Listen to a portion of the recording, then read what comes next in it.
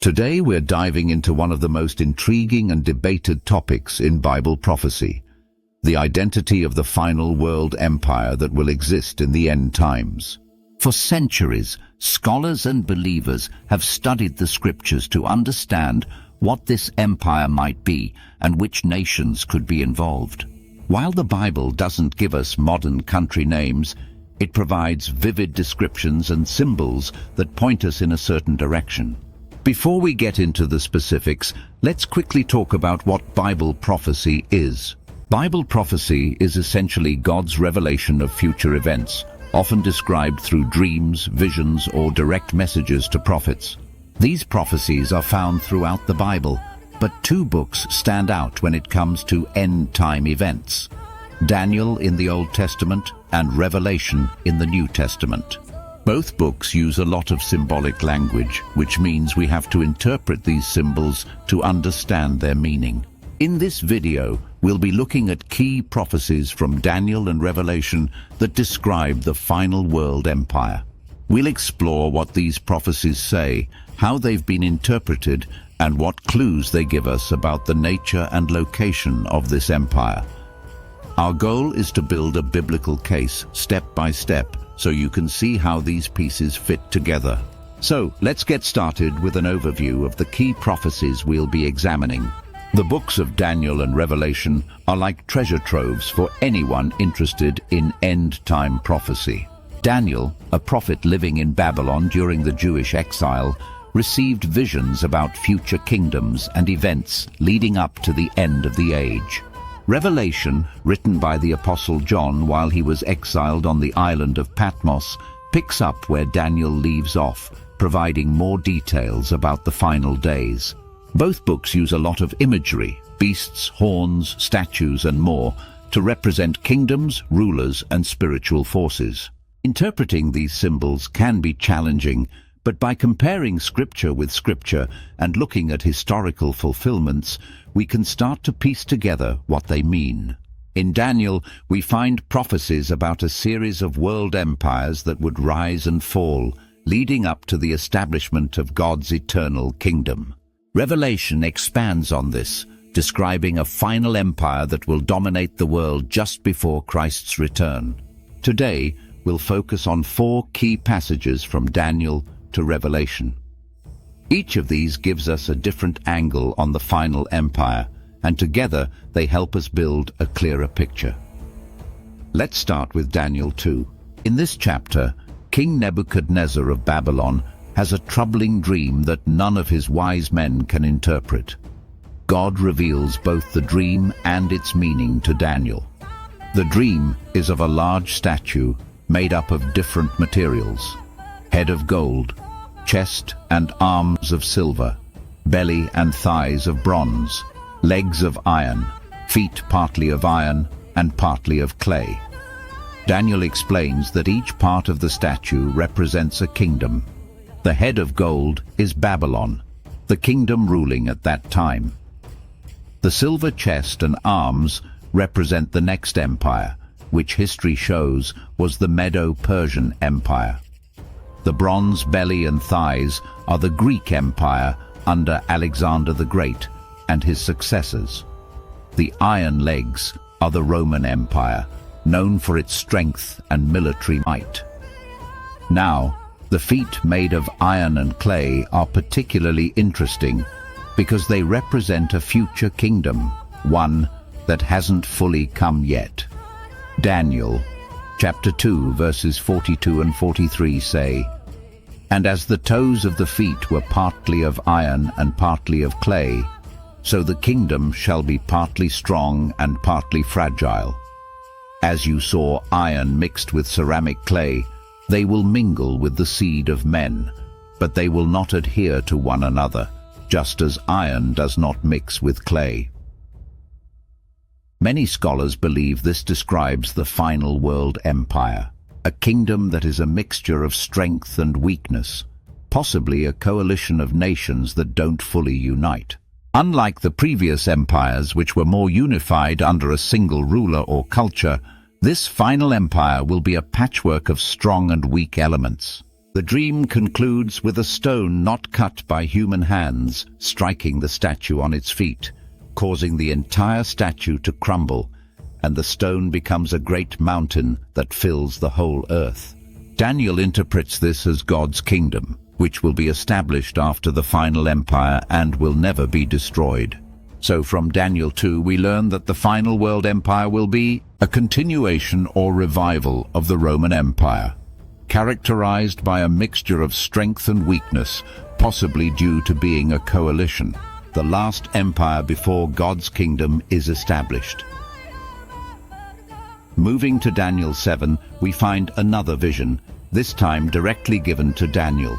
He sees 4 great beasts rising from the sea, a lion with eagle's wings, Babylon, a bear with 3 ribs in its mouth, Medo-Persia, a leopard with 4 wings and 4 heads, Greece, a 4th beast, terrifying and powerful with iron teeth and 10 horns, Rome. Like the statue in Daniel 2, these beasts represent successive kingdoms. But again, the focus shifts to the final form of this 4th beast. Daniel notices that the 4th beast has 10 horns, and as he watches, another little horn emerges among them, uprooting 3 of the original horns. This little horn has eyes like a man and speaks boastful words. Later in the chapter, an angel explains the vision. The 4th beast shall be a 4th kingdom on earth, which shall be different from all other kingdoms, and shall devour the whole earth, trample it, and break it in pieces. The 10 horns are 10 kings who shall arise from this kingdom, and another shall rise after them. He shall be different from the first ones, and shall subdue 3 kings. He shall speak pompous words against the Most High, shall persecute the saints of the Most High, and shall intend to change times and law. Then the saints shall be given into his hand for a time and times and half a time. From this, we can gather several important points about the final empire. It will be a powerful kingdom that dominates the whole earth. It will have 10 kings or rulers, represented by the 10 horns. A notable leader, the little horn, will rise from among them, subduing 3 kings and speaking against God. This leader will persecute God's people for a specific period, a time, times, and half a time, often interpreted as 3.5 years. The 4th beast is distinctly tied to the Roman Empire, but the 10 horns suggest a future phase of this empire, as the historical Roman Empire didn't have 10 simultaneous kings in the way described. Therefore, many interpret this as a revived Roman Empire in the end times, consisting of a coalition of 10 nations or leaders. Now let's jump to Revelation 13. Here, John sees a beast rising out of the sea, having 7 heads and 10 horns, with 10 crowns on its horns. This beast is a composite of the beasts from Daniel 7. It has the mouth of a lion, the feet of a bear, and is like a leopard. This suggests that it embodies the characteristics of all the previous empires. The dragon, identified as Satan in Revelation chapter 12, gives the beast his power, throne, and great authority. One of the beast's heads appears to have been mortally wounded but is healed, causing the whole world to marvel and follow the beast. The beast is allowed to make war with the saints and to overcome them, and he has authority over every tribe, people, language, and nation. Then another beast rises from the earth, with 2 horns like a lamb, but speaking like a dragon. This second beast exercises the authority of the first beast and causes people to worship him, performing great signs and deceiving those who dwell on the earth. For our purposes, we'll focus on the first beast, as it represents the political power of the final empire. Key points from Revelation 13. The beast has 10 horns with 10 crowns, indicating 10 kings or rulers. It has characteristics of the previous empires, leopard, bear, lion, suggesting it embodies their power and influence. It has global authority, ruling over every tribe, people, language, and nation. It is empowered by Satan and opposes God's people. There is a miraculous element, the healing of the mortal wound, which could be a counterfeit resurrection or a remarkable recovery that gains the beast followers. Later, it said that the 10 horns are 10 kings who have not yet received a kingdom but will receive authority for 1 hour with the beast. They have one purpose: to give their power and authority to the beast. This aligns with Daniel 7's description of 10 kings arising from the 4th kingdom, who will then be dominated by the little horn, aka the beast or the Antichrist. In Revelation 17, John sees a woman sitting on a scarlet beast that has 7 heads and 10 horns. The woman is arrayed in purple and scarlet, adorned with gold and precious stones, and she holds a golden cup full of abominations. She is called Babylon the Great, the mother of harlots and of the earth's abominations, and she is drunk with the blood of the saints. The beast she rides is the same as the one in Revelation 13. The angel explains that the beast was and is not, and will ascend out of the bottomless pit and go to perdition. The 7 heads are 7 mountains on which the woman sits, and they are also 7 kings. 5 have fallen, 1 is, and the other has not yet come. When he comes, he must continue a short time. The beast that was and is not is himself also the 8th, and is of the 7, and is going to perdition. The 10 horns are 10 kings who have not yet received a kingdom, but will receive authority for 1 hour as kings with the beast. These will make war with the Lamb, and the Lamb will overcome them. This chapter is rich with symbolism, and interpretations vary, but here's a common understanding. The woman represents a false religious system that has persecuted believers throughout history. The beast represents the political power that supports this religious system. The 7 heads as 7 mountains are often seen as a reference to Rome, which is famously built on 7 hills. The 7 kings could represent 7 successive empires or rulers, with the beast being the 8th, tied to the previous ones. For our topic, the key is that the final empire, represented by the beast with 10 horns, is connected to Rome or a revived form of it. The 10 kings will give their power to the beast, forming a powerful alliance that opposes God. So, how do we make sense of all these symbols and dark sayings? Let's try to connect the dots. First, the consistent theme across these prophecies is a final empire that emerges from the 4th kingdom, which is Rome. In Daniel 2, the feet of iron and clay come after the iron legs, Rome. In Daniel 7, the 10 horns are on the 4th beast, Rome. In Revelation, the beast with 10 horns is linked to the previous empires, especially Rome, and is associated with 7 hills, a hallmark of Rome. Therefore, it's reasonable to conclude that the final world empire will be a revived form of the Roman Empire. But what does that mean in modern terms? Historically, the Roman Empire was centered in Europe, extending into parts of North Africa and the Middle East. So many scholars look to Europe as the likely region where this coalition will form. The European Union, for example, is sometimes seen as a precursor or a potential fulfillment of this prophecy, especially if it were to consolidate power among a core group of nations. However, it's important to note that the final empire's influence is described as global. In Revelation 13:7, the beast has authority over every tribe, people, language, and nation. So, while its power base might be in Europe, its reach will extend worldwide. Additionally, since the Roman Empire included territories in the Middle East and North Africa, some interpretations suggest that the final coalition could involve nations from these regions as well.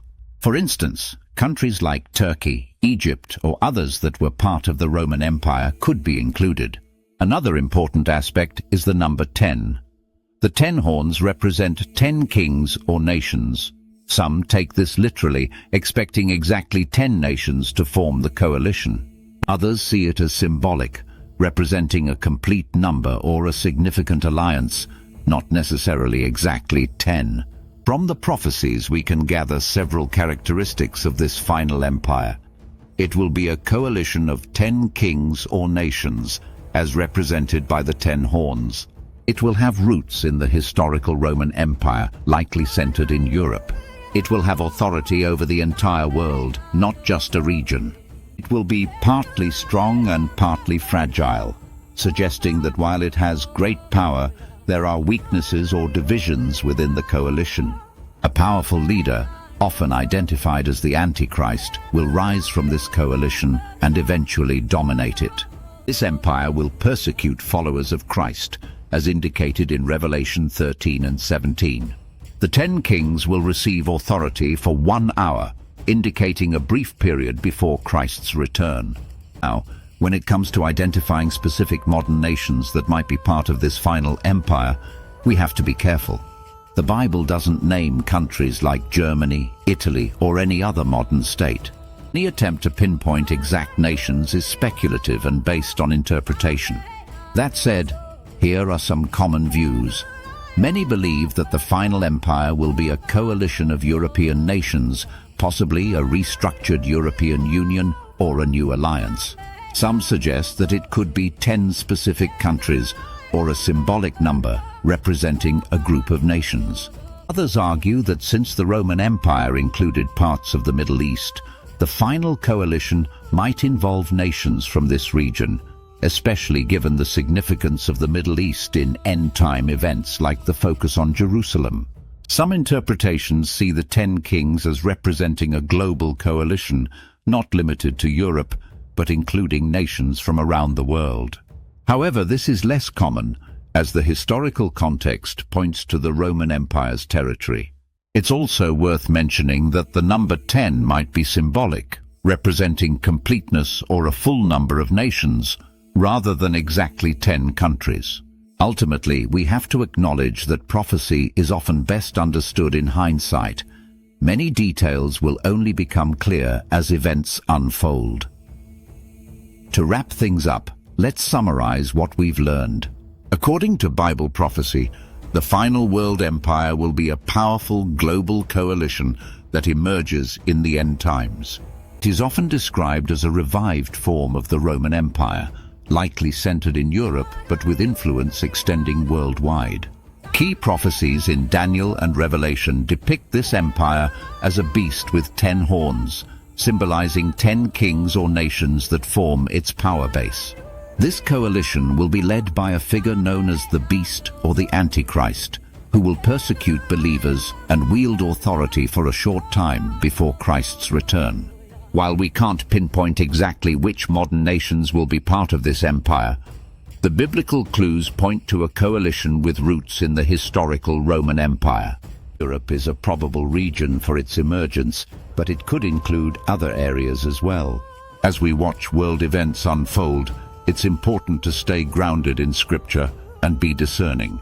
Prophecy is not meant to scare us, but to prepare us and give us hope in God's ultimate plan.